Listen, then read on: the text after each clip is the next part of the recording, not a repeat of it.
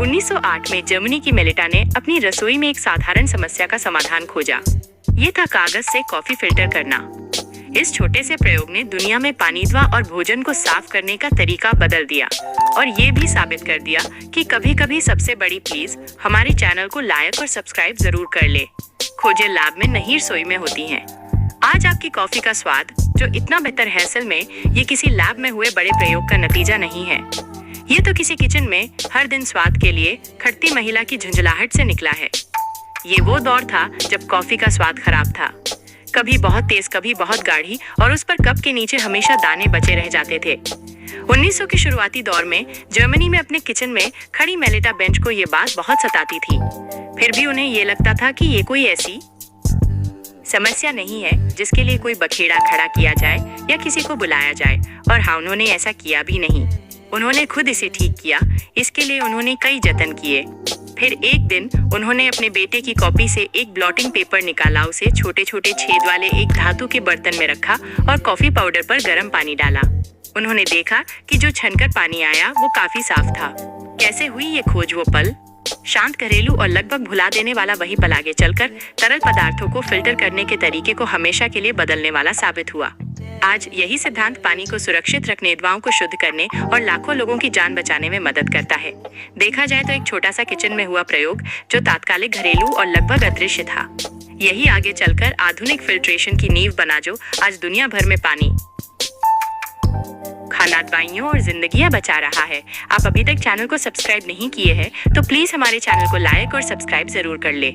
1908 में Melitta bench जैसी महिलाओं के लिए न कोई रिसर्च ग्रांट था, न लाभन पहचान। उनके पास सिर्फ झुंझलाहट और जिज्ञासा थी। उनका आविष्कार पेपर कॉफी फिल्टर तुरंत एक घरेलू सुविधा के तौर पर देखा गया, लेकिन उसकी असली अहमियत इससे कहीं ज्यादा गहरी थी। क्या है पेपर फिल्ट्रेशन? देखा जाए तो पेपर फिल्ट्रेशन का काम करने का तरीका बहुत सीधा है। ये सूक्ष्म कणों को रोक लेता है और बैक्टीरिया, गंदगी, दूषित तत्व और तरल को आगे जाने देता है। यही सिद्धांत बाद में बेहद जरूरी बना। साफ पीने के पानी की प्रणालियों, मेंदवाओं और इंजेक्शन की शुद्धता में, अस्पतालों में इस्तेमाल होने वाले फिल्टरों में और आपदा क्षेत्रों में आपातकालीन स्वच्छता के लिए इसे अपनाया गया। इस फिल्टर को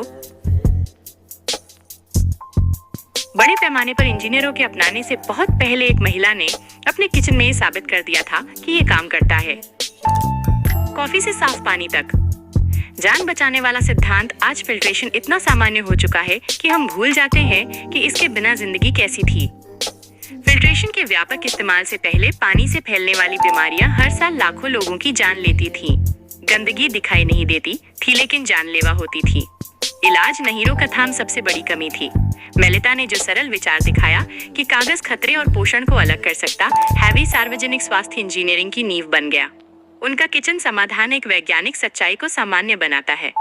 साफ तरल पदार्थ जिंदगियां बचाते हैं। फिर भी दशकों तक उनका नाम विज्ञान के इतिहास में मुश्किल से दिखा। खोज में छुपा जेंडर बायस।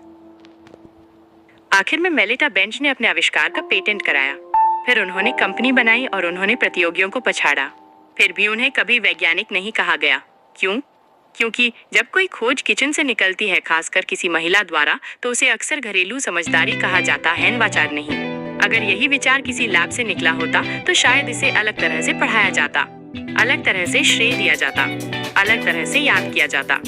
इसी तरह महिलाओं का विज्ञान इतिहास से गायब हो जाता है, इसलिए नहीं कि उसका असर कम होता, बल्कि इसलिए कि उसकी शुरुआत उन जगहों से होती है जिन्हें समाज गंभीरता से लेने से इनकार करता है। एक ऐसी विरासत जिसे हम रोज इस्तेमाल करते हैं, वो भी बिना नाम जाने। हर बार जब घरों तक पहुंचने से पहले पानी फिल्टर किया जाता है, इंजेक्शन से पहले दवाइयों को शुद्ध किया जाता है, बाढ़ या भूकंप में पोर्टेबल फिल्टर जान बचाते हैं, तब उस किचन में आजमाया गया सिद्धांत जिंदा रहता है। मेलिटा बेंच ने लाखों लोगों की जान बचाने का इरादा नहीं किया था। वो सिर्फ एक छोटी सी रोज की समस्या को ठीक करना चाहती थी। इतिहास हमें बताता है कि सबसे बड़े बदलाव अक्सर ऐसे ही शुरू होते हैं, बहुत खामोशी से, व्यावहारिक दिक्कतों से और उन जगहों से जिन्हें दुनिया अनदेखा कर देती है। सबसे ज्यादा जीवन रक्षक विचार हमेशा लैब से नहीं आते। कभी कभी वे ऐसी लैब से आते हैं जिसे किचन यानी रसोई कहा गया, जिसके लिए महिलाओं से कहा गया कि यही उनकी जगह है।